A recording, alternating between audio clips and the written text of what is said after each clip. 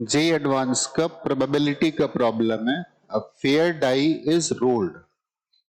The probability that the first time one occurs at the even number of trials is. Die का मतलब क्या?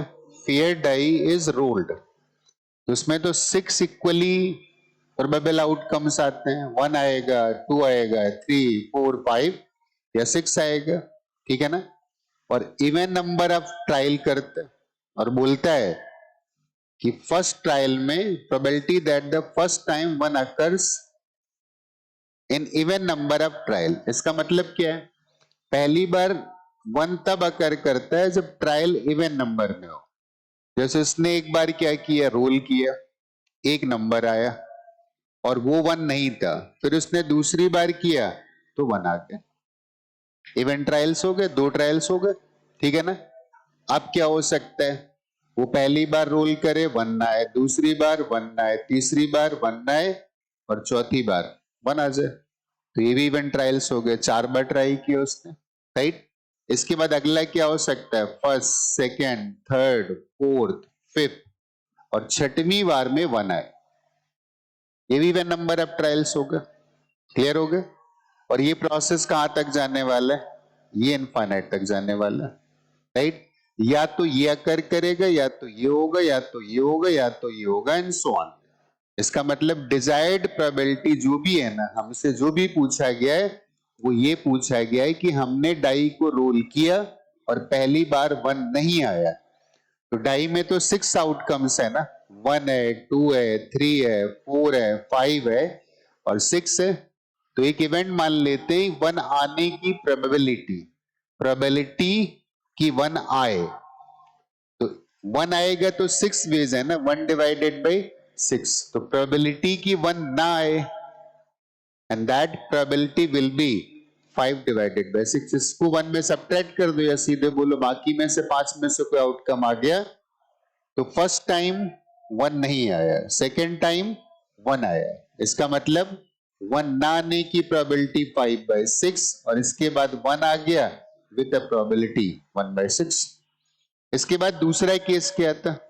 5/6 से one नहीं आया, फिर 5/6 से वन नहीं आया, फिर 5/6 से वन नहीं आया और 1/6 से प्रोबेबिलिटी से वन आ गया. राइट? एक टर्म और भी लिख लेते हैं. कौन सा वाला? 5 बार वन नहीं आया. राइट? तो मैं सीधे बोल देता हूं 5/6 को 5 बार मल्टीप्लाई करना है और 6 टाइम पे वन आ गया विद प्रोबेबिलिटी. और ये कंटिन्यूएशन में जाना है कहां तक? इनफाइनाइट तक. इट मींस हमसे ये प्रोबेबिलिटी पूछी गई. साफ साफ दिख रहा है कि ये एक जीपी है. तो चेक करते हैं इसका सम क्या आएगा. कुछ कॉमन आ रहा है, पहले बाहर निकाल लेते हैं. तो 5/6 स्क्वायर मतलब 5/36 अगर कॉमन निकाल लेना तो यहां पे क्या बचेगा? 1 बचेगा. और क्या? 5/36 अगर कॉमन निकालेंगे ना तो 1/6 तो हमने निकाल रखा है. राइट? और एक हमने 5/6 भी निकाल रखा है. तो बचने वाला क्या है? 5 डिवाइडेड बाई 6 का होल स्क्वायर. एक हमने 1/6 निकाल लिया, एक 5/6 निकाल लिया. तो इधर कितना आ गया? 5/6 डिवाइड टू द पावर 4 आ गया. और ये कहां तक जानी? इनफाइनाइट. आई थिंक नोटिस करना this is a converging GP क्योंकि कॉमन रेशियो की वैल्यू 1 से छोटी आ रही है और इनफाइनाइट जीपी है. फर्स्ट टर्म 1 के इक्वल है. तो अगर फर्स्ट टर्म 1 आ जाए ना और कन्वर्जिंग जीपी इनफाइनाइट की हो तो उसका सम आता है 1 divided by 1 minus R. Where R is common ratio. तो कॉमन रेशियो यहां पर कितना आ रहा है? 5/6 का होल स्क्वायर आ रहा है. And this will be 5 divided by 36 multiplied by 1 divided by 1 minus 5 divided by 6 का स्क्वायर. 5 डिवाइडेड बाई 6 का स्क्वायर. इसको सॉल्व करते हैं. 5 डिवाइडेड बाई 36 नीचे क्या आएगा? 36 माइनस 25 और ऊपर कितना आने वाला है? 36. ये 36 और 36 कैंसिल होंगे and this value will be 5 divided by 36 minus 25 will be equal to 11.